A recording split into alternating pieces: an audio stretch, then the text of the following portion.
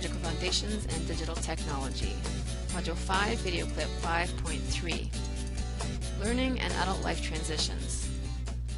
This video clip will challenge you to situate yourself in the learning process. We will examine the psychology of transitions in adult life and how this affects and often drives the learning process forward. One only has to look at how rapidly technology changes to understand how working adults must continue to learn throughout their lives merely to keep pace. It's easy to recognize that businesses need educated and informed workers in order to maintain a competitive advantage. So the opportunities for adults to learn are often presented through life transitions. In addition, adults often return to school or learning situations in order to help them recover or move through transitions. Perhaps you can reflect on your own situation and find one or two of these experiences that motivated you to move forward by learning a new skill or pursuing a new opportunity. As Merriam states, to know an adult's life schedule is to know an adult's learning schedule. Later in the clip, we'll also look at how adult learning can be assessed and 5 major principles of assessing adult learning.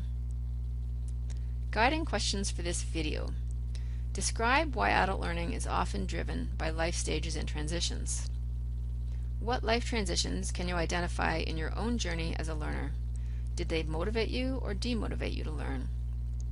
Do you find that digital learning is an advantage or a disadvantage for learners in transition? For what type of learners is this a good mode of learning? And what are the 5 principles of assessment for adult learning?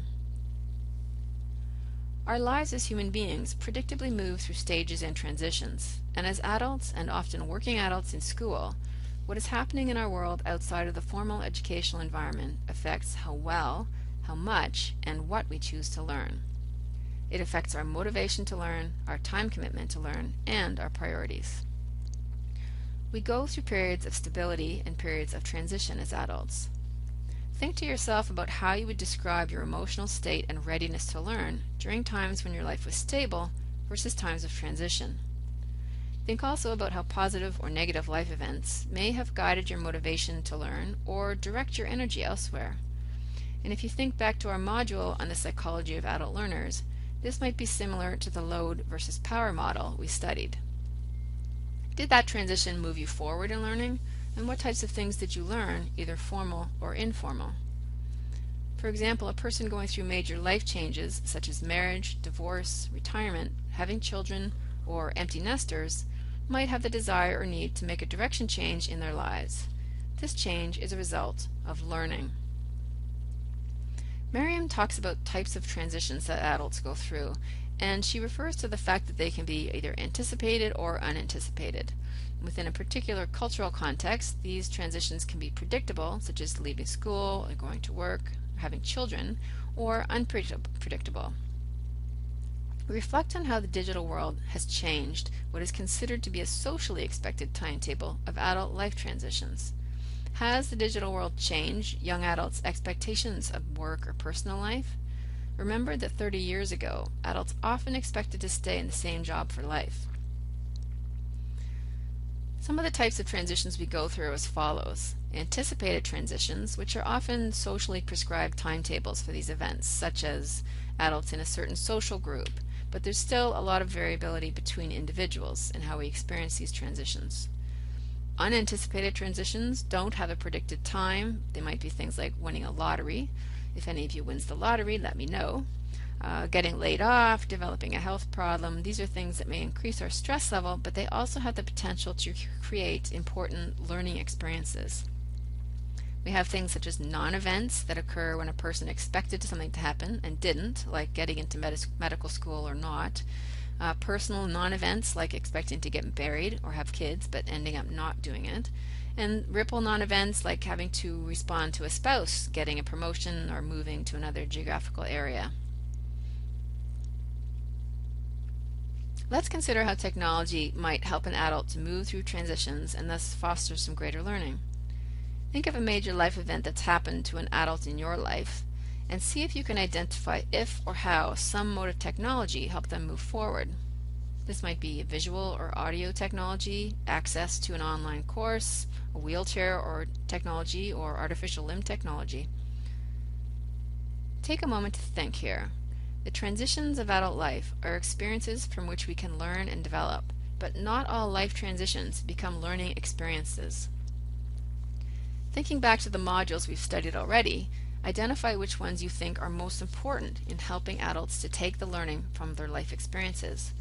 Would it be motivation or memory, their personality type, or their level of intelligence, or whether they're involved in community? For an adult to make that change, there has to be a shift in how we make sense out of what's happening to us, and we'll look at this more in depth in the model on transformative learning. How would you respond to an adult going through a transition? I mean, it's reasonable to assume that everyone in this class has at one point gone through some major life transition. Making a list of your reasons for taking this digital program. Was it a transition in life that brought you here? Did it suit your lifestyle? Was it the learning anywhere, anytime, so it's convenient now and fits into your life? Or would greater tech skill improve your job skills? Let's move on to some principles for assessment of adult learning. Given that we now know that adults have a wide variety of learning styles and many complex reasons for learning, and very different motivations to succeed, it's challenging to use traditional means of assessment. In fact, your input to the rubrics on how you will be assessed in this course is part of your experience as an adult learner. For your problem-based learning task assignment, you'll be asked to define the criteria for success for your group, and you will have input to measure that success. Knowing what we do about adult life transitions and how that affects learning, we also need to acknowledge that old-style assessment strategies simply will not work. There are many examples in the practical world where adults are assessed on an ongoing basis. Businesses are increasingly pressured to identify talented workers to stay competitive, to train and retrain employees, and stay abreast of new developments in technology. Physicians have long-term residency training, apprentices in trades, or lawyers articling over time are all good examples of when we have to assess adult learning, and each of these needs to be fair assessment. According to Kasrum and Mariano, who are researchers in the field of adult education, they refer to 5 principles for adult-oriented assessment practice, and you can see if you think we are following these in this course. First, learning is derived from multiple sources. That includes both formal and informal sources. Think, for example, how much technology you learn from your kids.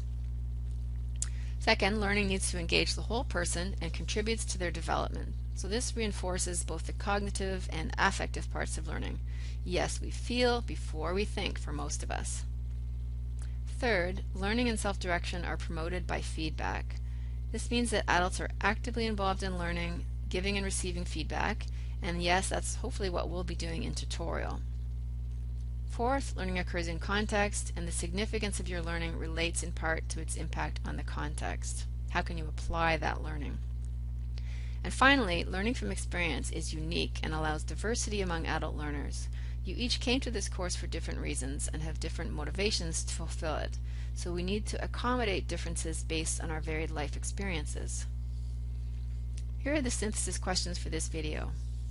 Take some time to reflect on the most important things you've learned in life so far, and choose a few that you can share in tutorial. What were the circumstances, formal or informal, positive or negative, and how did the learning change you?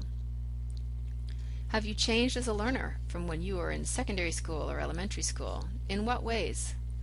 And what was your most significant aha moment with technology? Share this with your colleagues in tutorial this week.